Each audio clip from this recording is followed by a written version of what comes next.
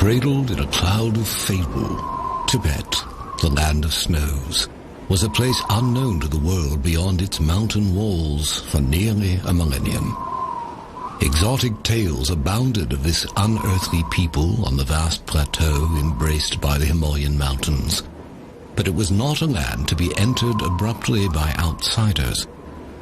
Inaccessible and remote, Tibet remained a mysterious figment in Western imagination. When the first expeditions of Westerners entered the Forbidden Land in the late 19th century, they brought back the first images the outside world had ever seen. They were images that provoked the fantastic tales even more. It seemed Westerners wanted to believe in the mythical Shangri-La, a temperate Asian land sheltered from the outside, governed by a philosophy of compassion and nonviolence, free from hardship or strife. If similar in philosophy, the physical reality of Tibet was far more complex. Life on Earth's highest plateau was one of harsh contrast, a place where natural riches were matched by unimaginable rigors. Its first inhabitants were nomads who slowly adapted to high-altitude extremities. Even for these rugged people, at 15,000 feet, their eyes could literally dry up from the brittle intensity of the sun. A sudden hailstorm could destroy a season's work or scatter herds in seconds. Their early history was marked by fierce wars among tribes and outsiders. Life expectancy was brief. They were a people with an acute sense of life's impermanence and suffering. It is not hard to understand why the Tibetans, whose outward conditions were so severe and changeable, came to look inward for a sense of permanence and peace.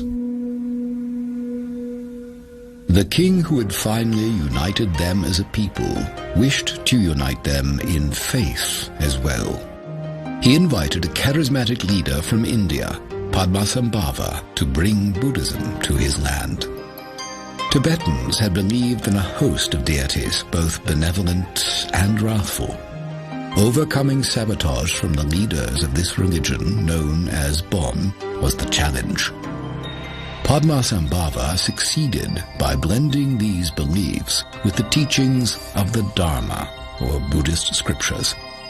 Instead of casting the deities out, he creatively recast them as guardians and symbols of the Buddha's teaching. The result was a unique Himalayan hybrid of Buddhism. The lavish rituals and imagery of their former faith remained on the exterior, but the teachings of Buddhism slowly claimed the minds of the Tibetans. They came to embrace the Buddhist view of life as a continual stream of death and reincarnation, a cycle in which human birth represents a precious opportunity to make the moral choices that will determine one's destiny in the next life. Reincarnation in a lower realm of existence, into another human life, or ultimately into nirvana, a state of freedom from the suffering of physical existence. The beliefs profoundly changed the Tibetans' sense of morality. The social system and aristocracy of their past remained, but the new beliefs infused that system with a new benevolence. Nonviolence and compassion toward one another and outsiders was the new standard.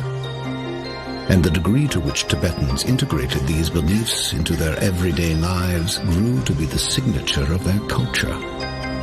Accumulating merit and purging past negative actions to ensure a good rebirth became part of daily ritual. Pilgrimages to sacred places came to include thousands of prostrations, a symbolic laying down of individual ego. Prayers were inscribed on flags and strung in long lines to flutter over homes and temples, their message of hope for the liberation of all earthly beings to be carried on the wind across the world. Reciting prayers was accompanied by the constant spinning of prayer wheels, a symbol of goodwill and loving kindness spinning outward toward all beings. Life, literally, revolved around their beliefs.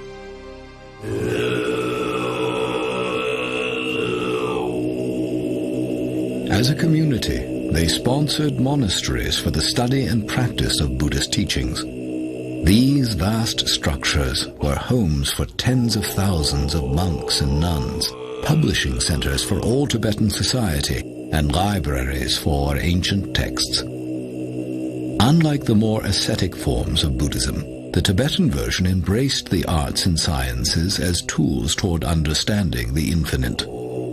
Drama, music, art, astronomy, philosophy, and medicine were all taught at the monasteries. At the height of Tibetan civilization, the monasteries numbered over 6,000, with 1 in every 6 Tibetans becoming part of monastic life. Study began in the earliest years. Earning the equivalent of a doctoral degree could demand 20 years or more.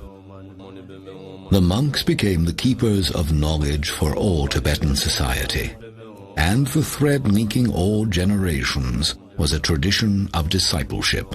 One elder teacher or lama passing the teachings on to monks who, in turn, themselves became lamas.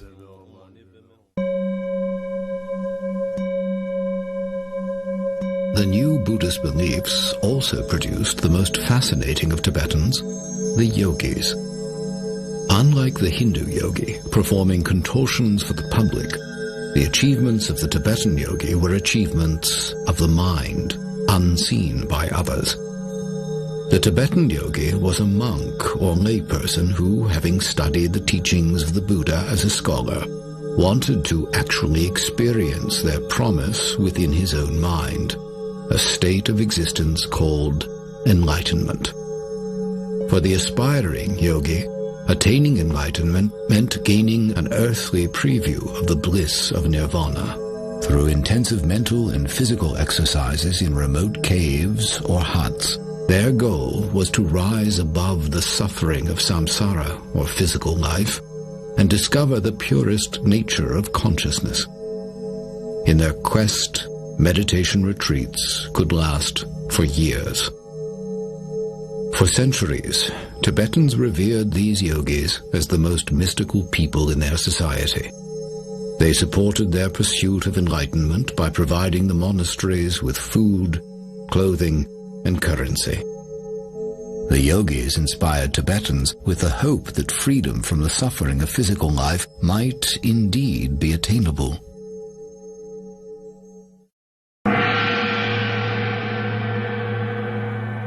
Over the course of centuries, spiritual and state leadership converged. Tibetans began a tradition of identifying those among them believed to be reincarnations of the Buddha of compassion. Among them, one would be named Dalai Lama, literally ocean teacher, implying depth and breadth of wisdom. Eventually, the one identified as the reincarnation of His Holiness the Dalai Lama would take his place as temporal leader of Tibet. The symbolic seat of this mystical government became the Potala, a majestic monastery looming over the legendary capital city of Lhasa. Well into the 20th century, Tibetans remained virtually untouched by the modern world.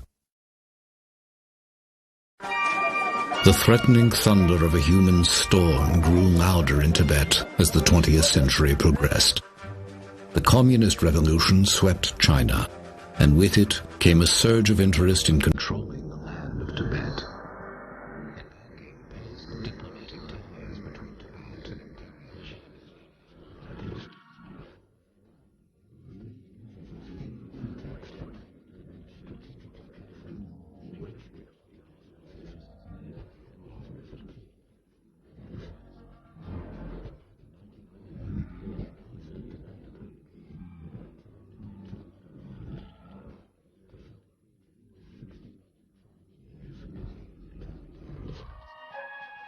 under the guise of liberating the Tibetans from an archaic way of life, the army of the People's Republic began invading villages and monasteries. The tensions of their initial occupation and opposition to religion grew into an increasingly brutal campaign to replace Tibetan practices and people with their own. The world had not yet absorbed the shock of Hitler's Holocaust, when a new one had ignited in Tibet.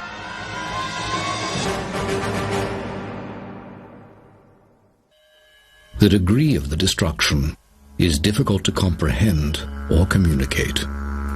As the invasion swept across their country, Tibetans who proclaimed allegiance to the Dalai Lama were imprisoned, tortured, or killed, often in exceedingly gruesome ways. Over 1 million Tibetans lost their lives, a fifth of the population. All but a few of the 6,000 monasteries were destroyed, bonfires made of their libraries, mockery made of their artwork and icons. The Dalai Lama, through all this, was Tenzin Gyatso, identified as a boy on a Tibetan farm.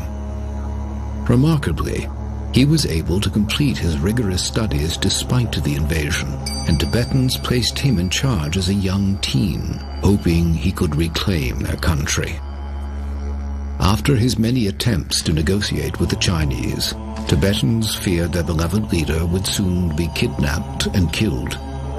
In a dramatic escape, the Dalai Lama was taken out of Tibet under disguise across the mountains to India, where he was given refuge and established a government in exile in Dharamsala.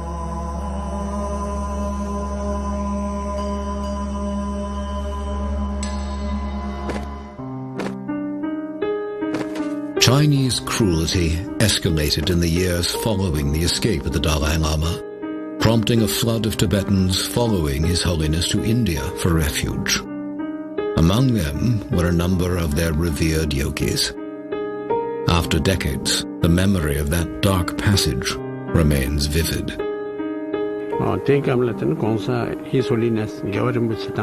After His Holiness the Dalai Lama departed for India, then the class struggle and purge started, and all those who had name, fame, or prosperity were purged. They were beaten up, their hair plucked, their ears chopped off. And I thought to myself, when we talk in terms of hell, this must be the real hell. Then those who did not have either name, fame, or prosperity, they were rationed a certain amount of land. Then a couple of years down the road, the Chinese would turn around and say, "Where did you get all these? You must be part of the class system." There was a lot of pain and suffering.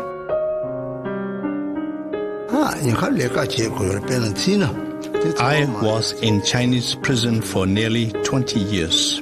In the prison, instead of going to sleep, I would make a conscious effort to sit up and meditate. On Sundays, it was mandatory for everyone to sleep and keep quiet. And I would pretend that I was sleeping, but in my mind, I would meditate and quietly recite the mantras.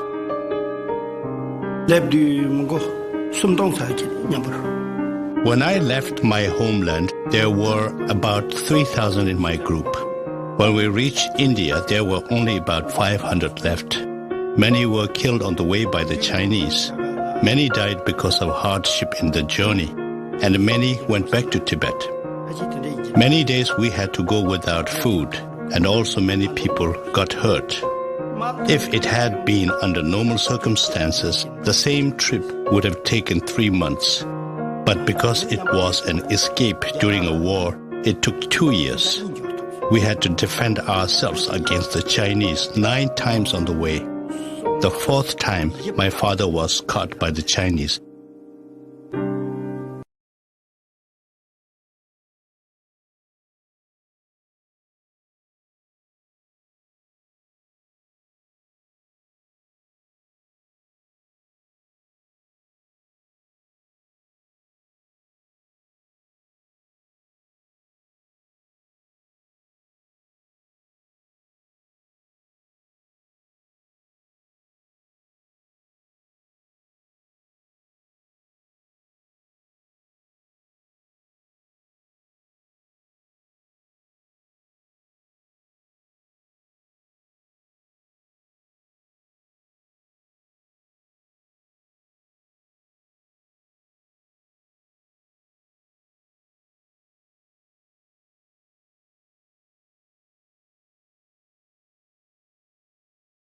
exile have attempted to recreate their life as it once was.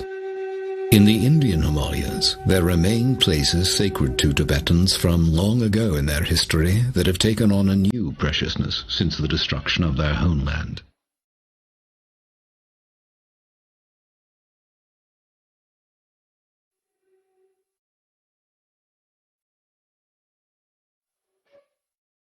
They've also established new monasteries and schools in refugee communities throughout India.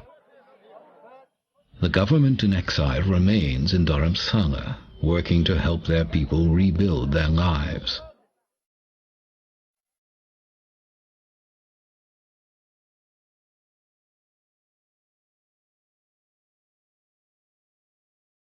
At the center of their hopes remains His Holiness the 14th Dalai Lama. In the decades that have passed since fleeing the Chinese, he has accomplished what his predecessors would never have imagined: worldwide recognition as one of the most extraordinary scholars, statesmen, and humanitarians of our time.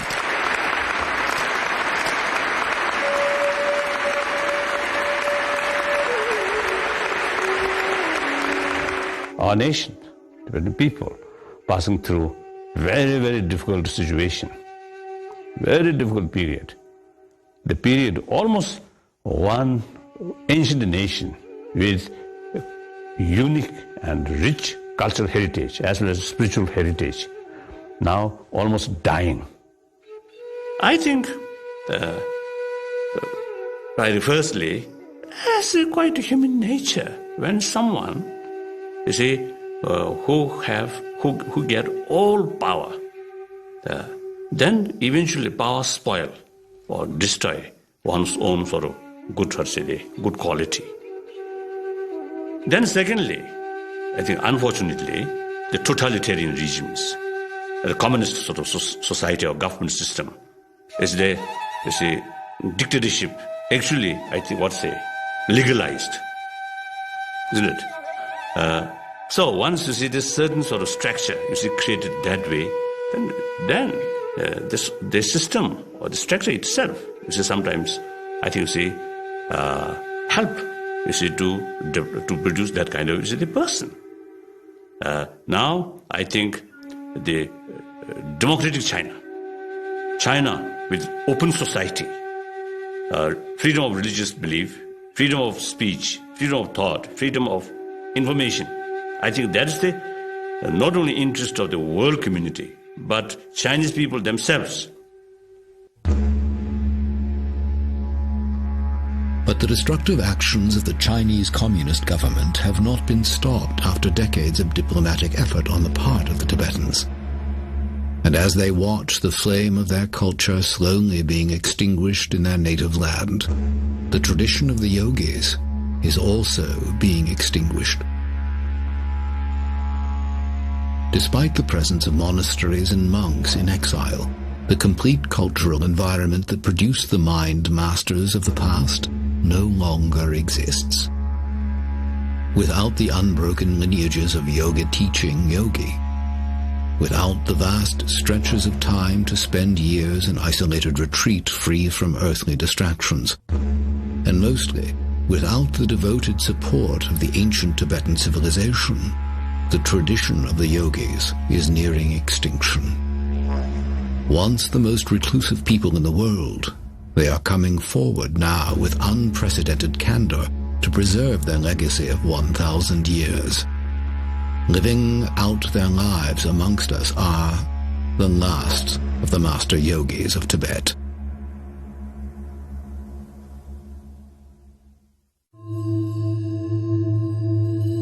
To grasp the loss at stake with the loss of the master yogis, it is vital to understand what they have contributed to human development during their unique history. While the most advanced thinkers in the West developed the physical sciences to improve the outward state of humanity, the yogis developed a science of the mind to improve the inward state of humanity.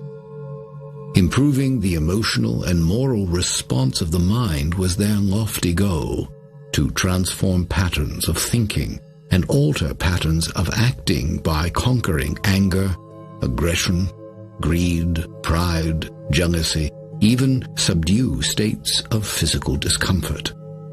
The techniques they developed to achieve these results are only now being recognized and affirmed by Western study of the brain and body. Central to the tradition of the yogis is the passing down of extensive teachings and highly guarded practices for training both body and mind. Within each order of monks, the detailed lineages of yogis, their students, and their techniques are recorded with great care. Each lineage bears a unique name and approach. With roots stretching back to Tibet's first master yogi, Naropa, the Drikung Kagyu lineage has long been renowned for producing highly advanced yogis. The Drikung Kagyu lineage has been running continuously without any kind of breakage in between or any kind of adulteration. That is starting from the founder of the lineage right down to this present day. When we look back in retrospect, there were so many highly regarded, highly realized yogis. The blessings are passed from one master to the other, right down to this present day. That is our specialty. I think practitioner, how to say, you benefit your mind. The academic is just knowledge. Maybe you become a teacher, you teach in the terms, and this is one thing. But the practitioner, you have received you some blessings, and if you don't have this blessing in this lineage, you cannot have certain power to help benefit other people.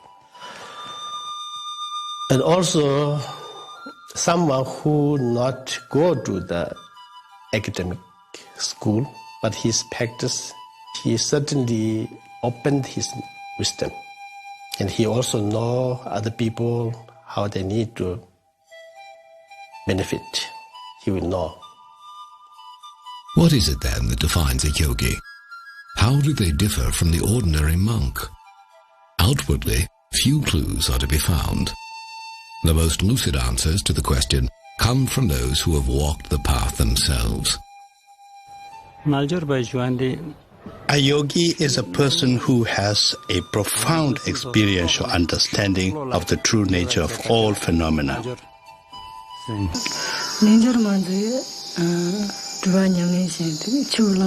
yogini is a practitioner who does extensive retreats and one who has gained experiential understanding of the teachings. So it would have to be someone who has not only received ordination, but someone who has done extensive retreats. A yogi means one who enters into the Dharma or Buddhist teachings, and after that one who does the practice, which is about the mind, training the mind to be always at ease, always at peace. That is the definition of a yogi. Dharma lives within the yogi. Yogi follow the Dharma. If you really live on the Dharma, nothing can harm you. Even though they can be taken this life, but they cannot take next life. What a yogi or yogini strives to do is to put an end to the suffering that exists in cyclic existence. In order to do that, a yogi or yogini has to train his or her mind. Simply stated, a yogi or yogini will strive to counter all the negative emotions and try to generate positive energy. Experienced, qualified retreat person, even he remain in a street, lot of noises, lot of people, lot of cars there, but his mind can remain fully concentrate. If someone who have not that qualified, like I think myself, even remain in a remote area, try to meditate, my mind go everywhere. Keeping the mind from going everywhere is precisely the challenge in meditation. And for centuries, aspiring yogis have retreated to remote places to avoid distraction while training their minds. Imagining life removed from society for years at a time can be difficult for Westerners accustomed to a world of virtually non-stop interaction. The question of where is another challenge. For Tibetans in exile, such places still exist in the Indian Himalayas beyond the reach of the Chinese. One of the 24 sacred places in Tibetan Buddhism is Lapchi, a meditation place, a Milarepa, one of Tibet's first yogis revered for abandoning a criminal lifestyle and attaining enlightenment within a single lifetime. A monk hiked for 6 days with a heavy camera into the mountains to bring back a glimpse of this primitive retreat. Even now, the images he recorded were permitted with reluctance.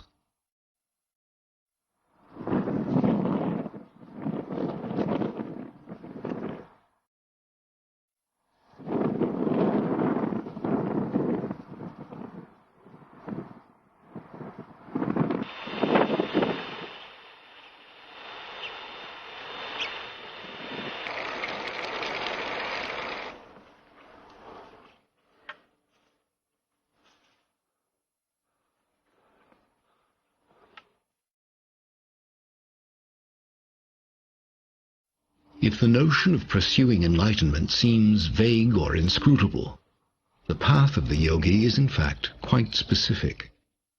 The techniques and practices developed over a millennium are revealed to them in a rigorous order and only by an accomplished practitioner. Their beginning premise is that the untrained mind is like a raging elephant out of control.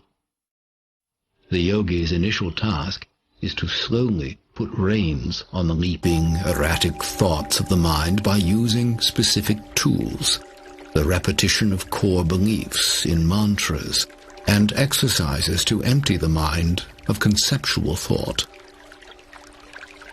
2 yogis in retreat in Lapchi agreed to an interview, an unheard-of opportunity.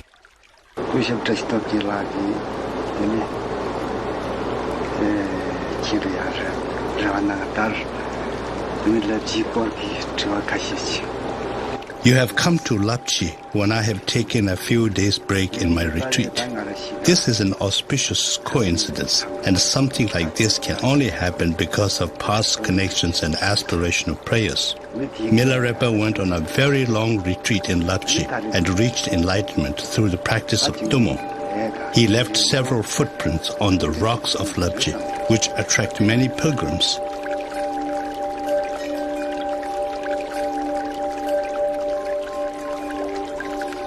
The disciples of many important masters have meditated at caves in Lapchi and the surrounding places.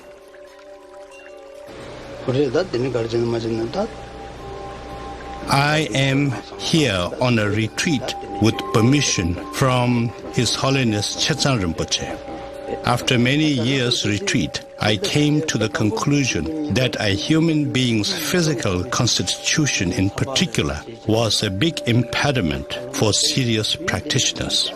I came to realize that the only way to remove these impediments was to attain mastery over the 5 elements, so that my practice did not have to be dependent upon sustenance and health. I read Milarepa's life history. It completely ravished away my mind. I strongly aspired to master the 6 yogas of Naropa, as well as the secret prana, nadi, and bindu, the 3 main components that are important in the practice of yoga. At any cost, I was determined to train myself to be able to master Tummo or Chandali. To do this, I found that Dharamsala was not conducive to the attainment of my aspirations. I needed a teacher who could pour down in me his experiential knowledge of such practices. I wanted the result of my efforts to create and leave an indelible imprint on my mind stream that I can forever carry forward. The most difficult thing to do is remain in single-pointed concentration. Bodily efforts like doing hundreds of thousands of prostrations and the efforts of speech like recitation of mantras are no problem. Controlling the mind is.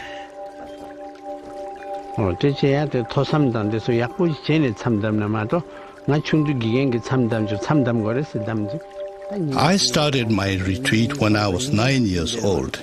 During that time, I went on a 1-month-long retreat. At first, it was very difficult for me.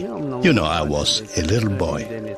I would count the days on my fingers, say 1 day is gone, 2 days gone, how many balance remaining? Should I go out of the retreat place? If I do, what would be the consequences? These kind of questions keep on popping up.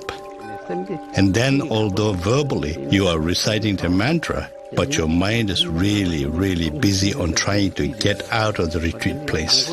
But when you become more seasoned and more mature in your meditation and learning, things will change. What I would like about the retreat is when you go to retreat and many weeks or many months being alone is very different. It will all subside our desire, anger, attachment. At the age of 17, I entered monastery. Now from that day onwards to this day, I worked for the monastery for 2 years. Aside from that, I have devoted all my times ever since the age of 17 on retreats and meditation. There's no such thing as sleep when we are in a retreat. And there is a particular box made, and we sit cross-legged in there. And we sit in that position whether it is day or night. We can break up our practice into 4 slots of time. And during that time, we may rest, but we will not get out of the box. We will continue sitting in that position all the time.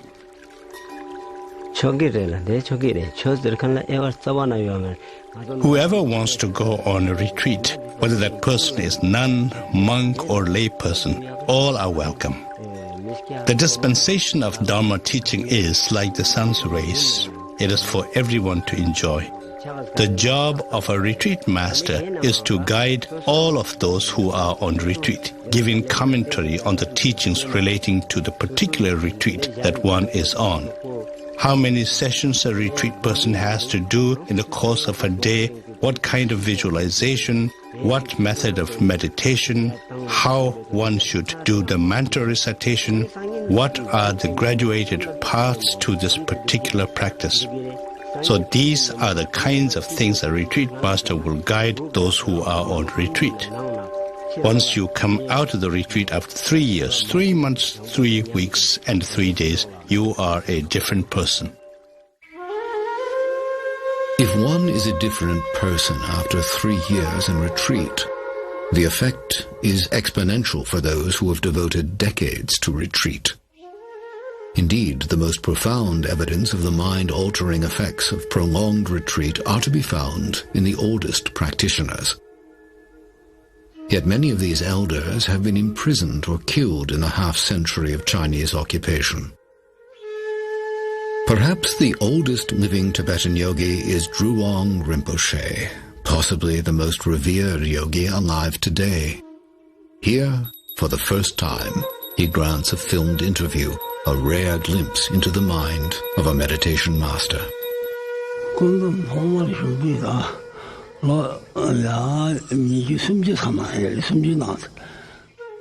Now I have meditated for a very, very long time. It is very difficult for me to exactly reflect back and count the years that I had meditated. The reason for this is because although I do appear like a human person outwardly, my mental state is so different. Different in the sense that my focus on mundane things is not consistent.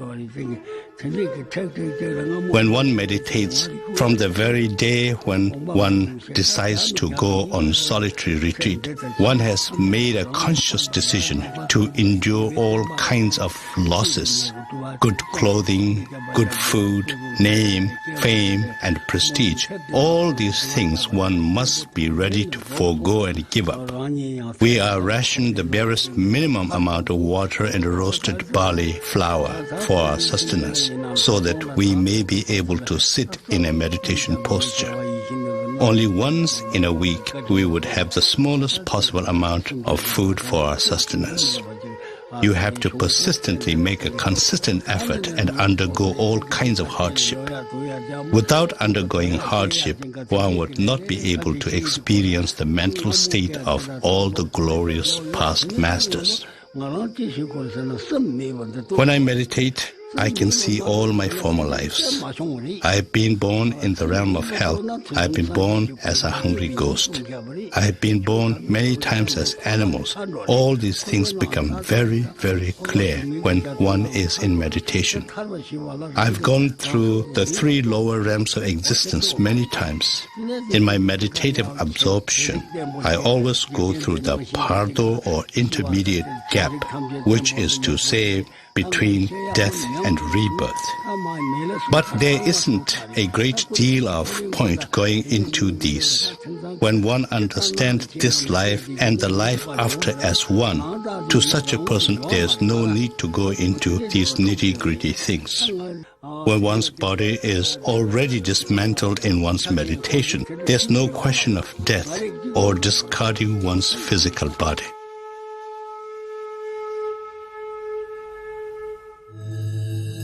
The disciplined mind then becomes a powerful tool in its own right, enabling the practitioner to become aware of the subtle energies of the body, then master them through the breathing and physical postures known as yogas. Modern Western medicine has documented the mental powers of these meditation masters. One such practice, tumo, was developed for generating body heat in the icy caves of Tibet. Yogis who have mastered tumo are capable of immersing themselves in icy lakes and, 15 minutes later, producing visible steam rising from their robes.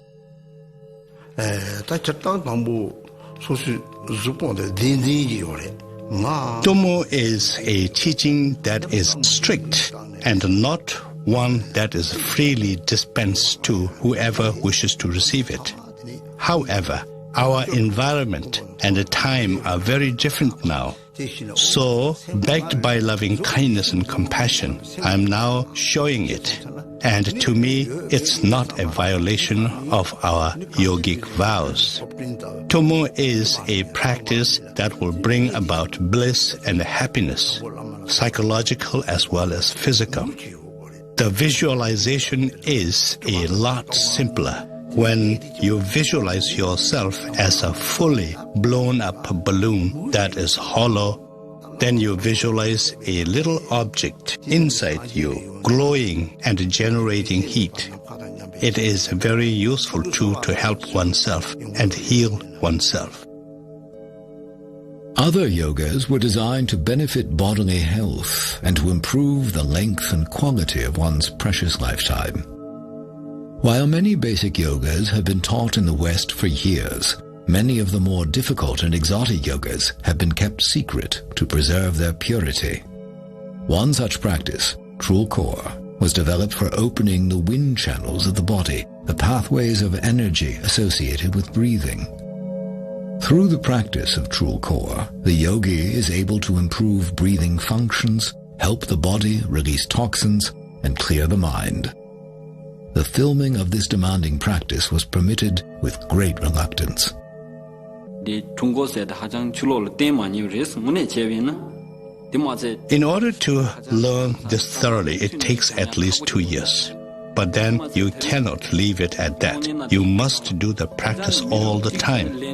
Unless I'm traveling, I do the exercise 2 hours every day. And now I have one request. This is a very secret practice, so I must ask you to advise the viewer to not try to imitate me. If they do, there is a danger for their health and well-being. Because this is so secret, we must learn it from a particular teacher who can give the teaching from the beginning to the end thoroughly.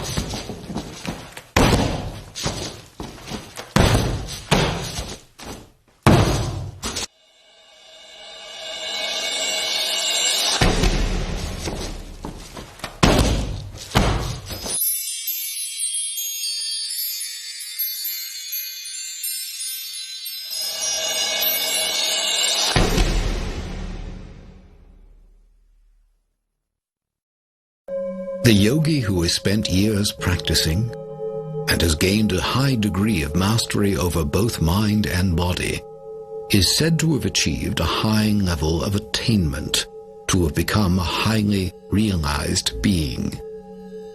Their powers are sometimes said to extend into the realm of the paranormal. Such supernatural stories have swirled around the Tibetan yogis throughout their history, thickening the cloud of mystery surrounding them. Tales of telepathic communication and mind-controlling matter are reported among advanced practitioners to this day.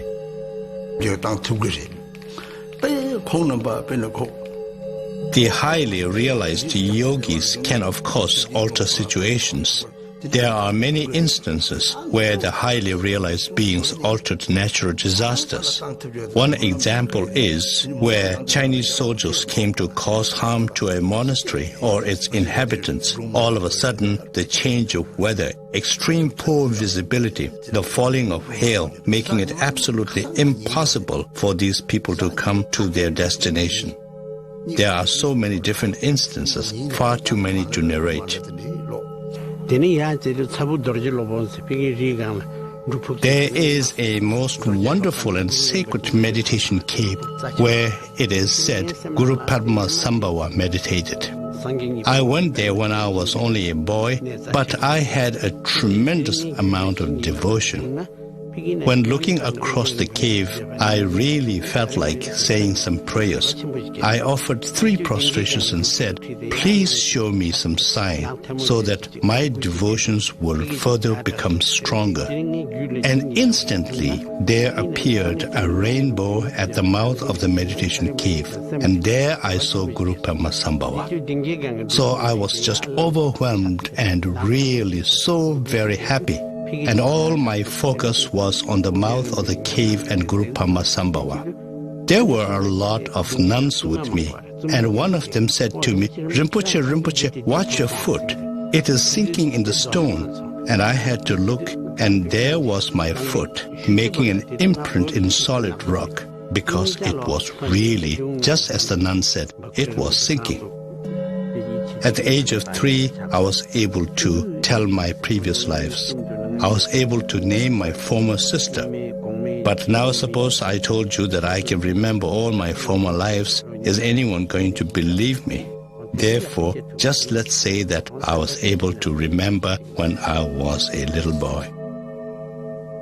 Such paranormal powers among master yogis are thought to include the ability to self-govern the process of transition from one life to the next. This is very often you can see in many good practitioners. Most of the people die. After die, you can change your face, the yellow, pale, and when you do the pinch in your skin, also they will stay there. But the real practitioner who has when the passing and the meditation state, they continue their stay.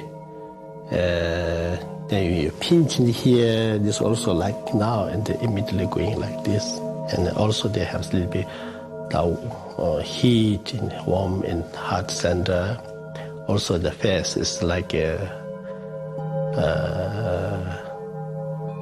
lamp light, and very unusual one. And happened that one story is just 1 year ago, and Bhutan, one of Master Ginjun Renchin.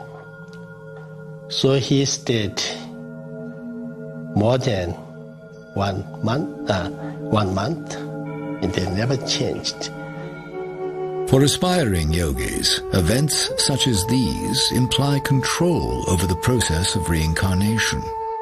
Even His Holiness the Dalai Lama has stated that if the Chinese communists are still governing Tibet at the time of his death, he will choose rebirth outside of Tibet. Controlling the process of one's own death and rebirth is the subject of some of the most fascinating stories surrounding Tibet's yogis.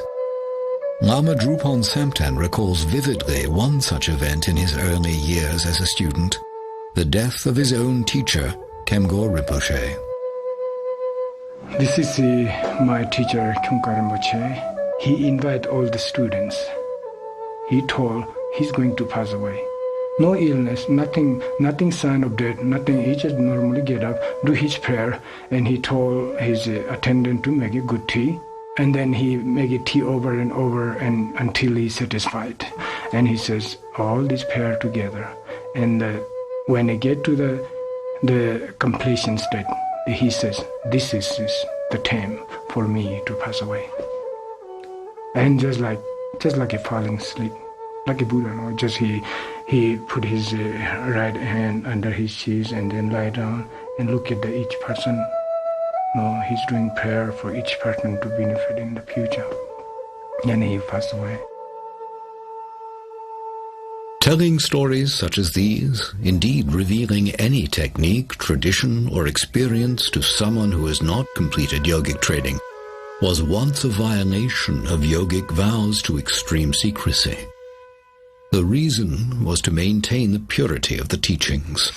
The fear was that, taken out of context, exotic forms of yoga and meditation might degenerate into ego-centered showmanship. And in the eyes of the elders, the opening up that is taking place now is seen as a significant risk. When His Eminence Drulong Rinpoche was asked about the cutting of his hair, a practice known to signify that a yogi is preparing to die, he displayed the stubborn elusiveness of a yogi under strict vow. There are many reasons why a person in retreat would grow hair. Let me think about it. Yeah, there are many reasons why one would grow one's hair long. Let's just forget about it, shall we? A good number of things happened to me. It will just boil down to misleading people. Forget it. You know, I just cut it because I am old, and the hair was really hefty and weighing me down. That's why I chopped it off. I have pledged not to mislead people. Now, if I told you a whole lot of tall tales, that will amount to misleading the audience. I have absolutely nothing whatsoever, and I have nothing to tell you. This is the first time I have been asked to tell about these things. We are not supposed to reveal the ins and outs of what goes on inside a meditation cave. If we do, then there will be consequences. The past masters, including Tilopa, have categorically said there was never an instance where he revealed the secrets of meditation. We who follow in their footsteps must do the same. Although it is known that Drulong Rinpoche did cut his hair in preparation for death, His Holiness the Dalai Lama asked him to live a little longer to help pass on and preserve Tibetan teachings. It is said that His Eminence agreed to do so, and has decided to live until the age of 100 to help his people.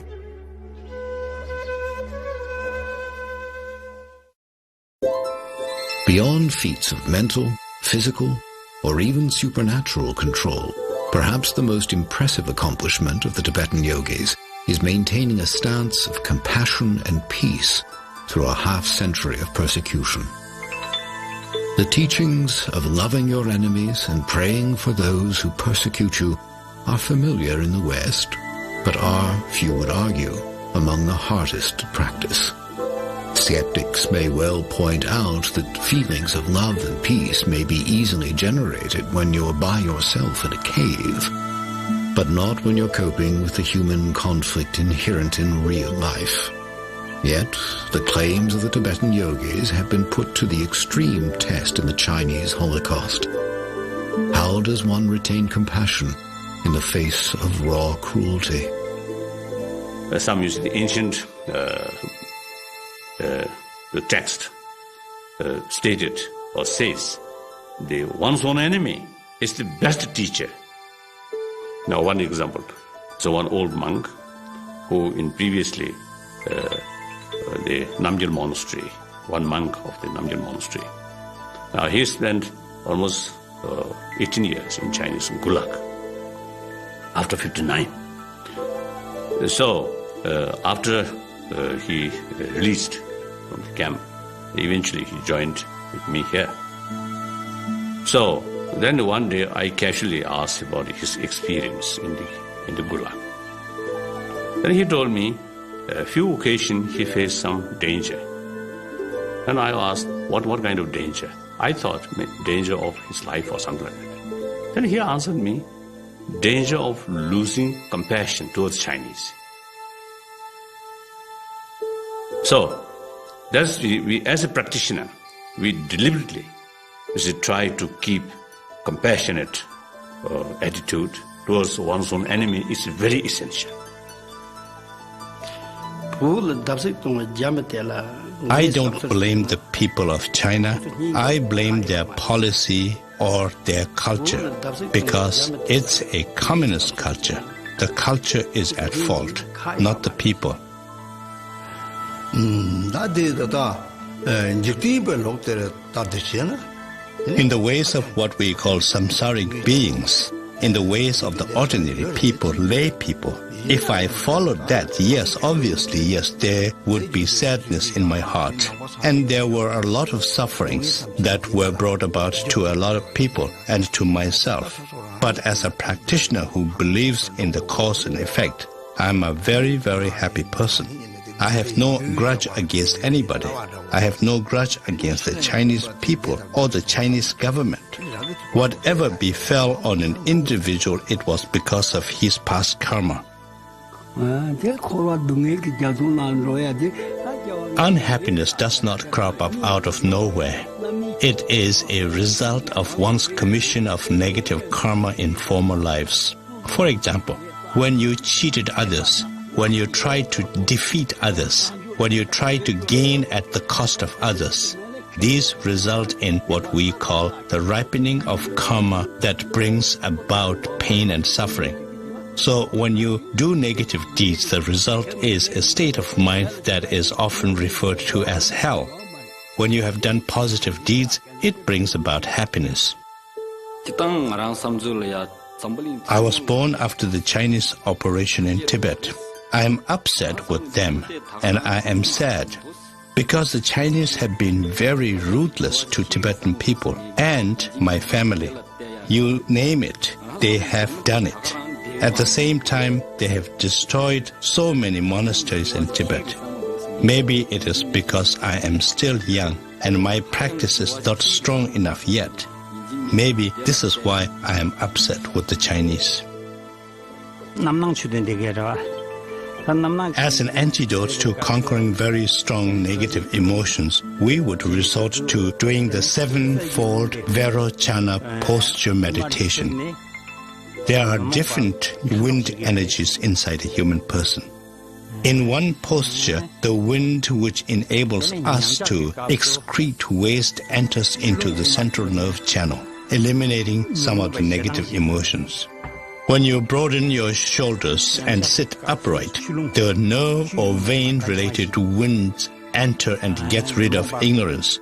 When your neck is slightly bent downwards at an angle and you touch the tip of your tongue on the palate, then fire-related wind enters and dissipates desire.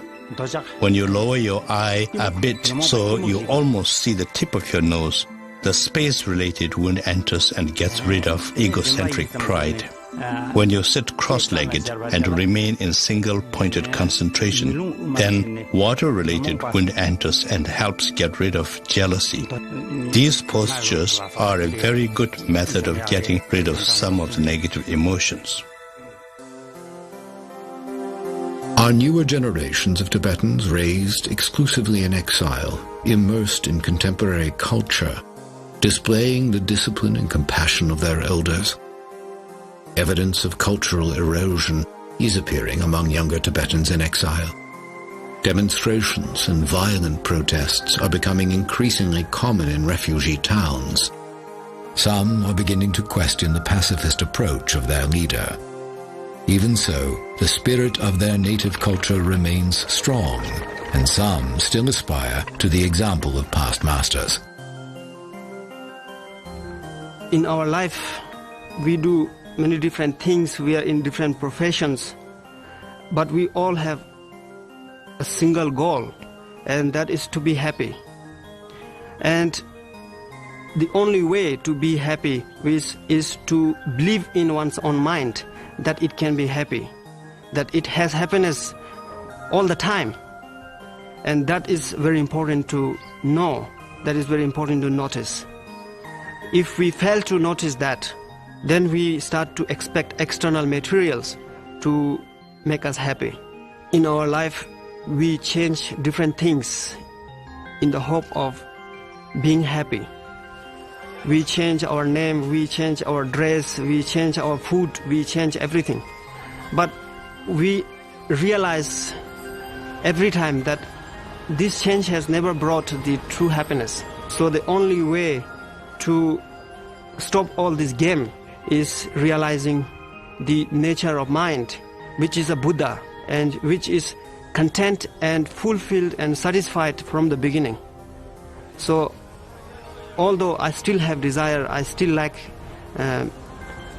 all the material things, deep down in my heart I often feel that this is not the real way of happiness.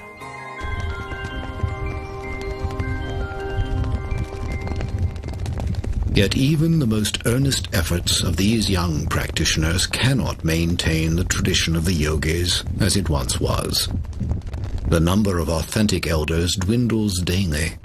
The best the younger generation can do is preserve the practices of their ancestors, the shadows of a total lifestyle that will never again be possible.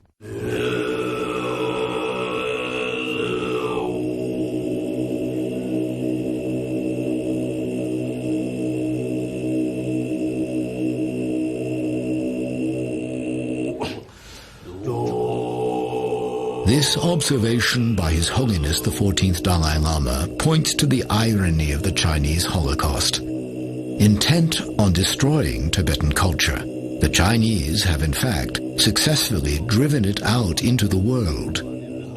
It is seen in a phenomenon that began shortly after the invasion and continues today. Once the most reclusive people in the world, the master yogis of Tibet have begun to migrate westward. As hope of reclaiming their native land fades, they are relocating to establish temples and teaching centers.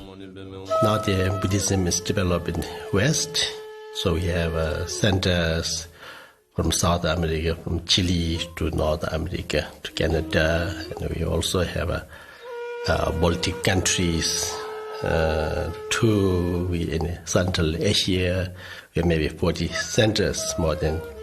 So we have to also properly guide the Buddha's teaching. It is in one way, a very difficult situation in Tibet today, and it's been that way for many years. But from that, we have so many wonderful teachers and examples that have come to the United States, Europe, and different countries to make Buddhism available to us. One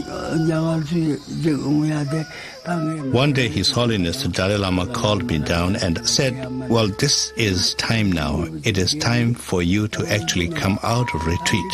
And now your time has come to benefit all beings. Listening to that advice, I ended my retreat. And from that day onwards, to this day, I have visited so many countries, and I have taught so many countless number of people. And it was absolutely as His Holiness said. I benefited so many people, and I keep on going strong.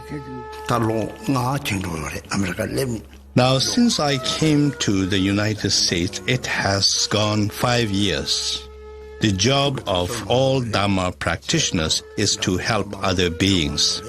In countries like India and Nepal, there are many lamas, and teachings are readily available to the population. And this case does not apply in the United States and other Western countries. The main point of the teachings is the generation of loving kindness and compassion. And I hope to help people in the United States and teach them loving kindness and compassion. Arizona has become home to one such center, a growing facility where Tibetan yogi Garchen Rinpoche guides the teachings.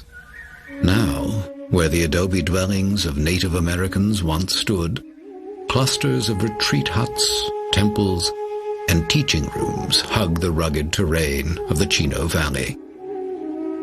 In them gather people from all walks of Western life, from many faith traditions, there to learn what wisdom this ancient people might have for a weary modern society. Well, I think the general society now has so many influences which are rather superficial in nature. And even though we theoretically have a lot of extra time, more and more I think people are finding that the different distractions and things that they do are not particularly meaningful to them. And so they're searching for something else to give their life meaning. Here we saw all the technology. We see all the rich people.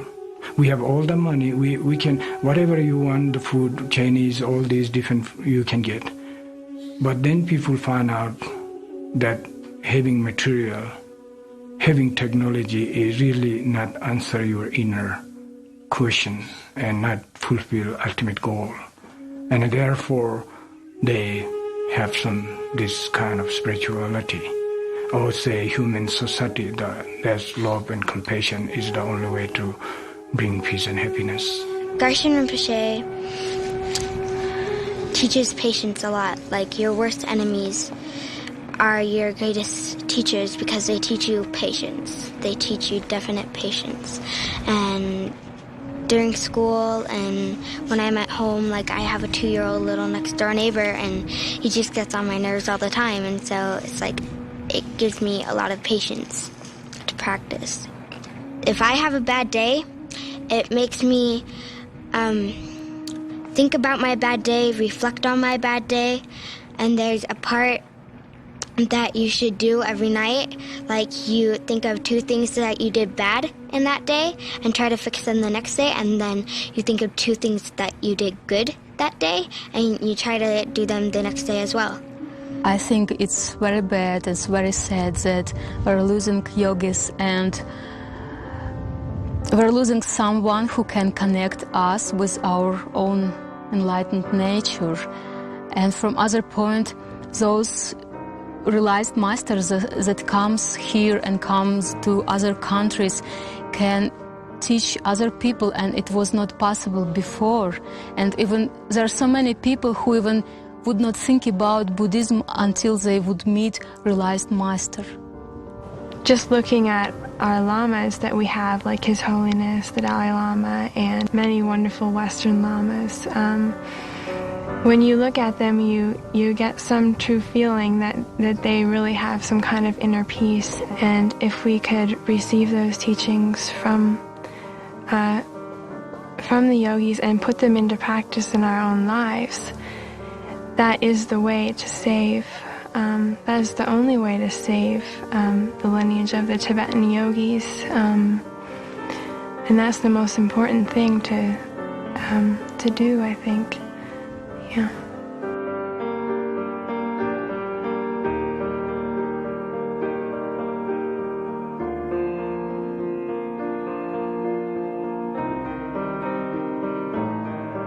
The lamas who have come to the West are still adapting to the pathways and parameters of this new life. And their questions remain. Will the filming and sharing of techniques lead to abuses? Will self-styled lamas and bogus practitioners exploit Western interest in Tibetan Buddhism and mislead people? Is the form of their faith destined to dissolve in the ways of the West? The devotees of the Dharma hold, but even if the tradition of the yogis and other outward expressions of Tibetan Buddhism die out completely, the teachings of the Buddha will survive.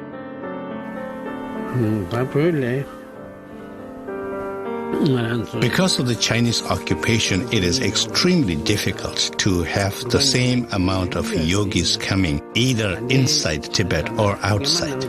The number of yogis has definitely decreased, and it is difficult to see whether we will have the same amount in the future. According to the things that have taken place in Tibet, and according to the prevailing circumstances, it would seem that the tradition of the yogis will come to an end. If not come to an end, it will near extinction.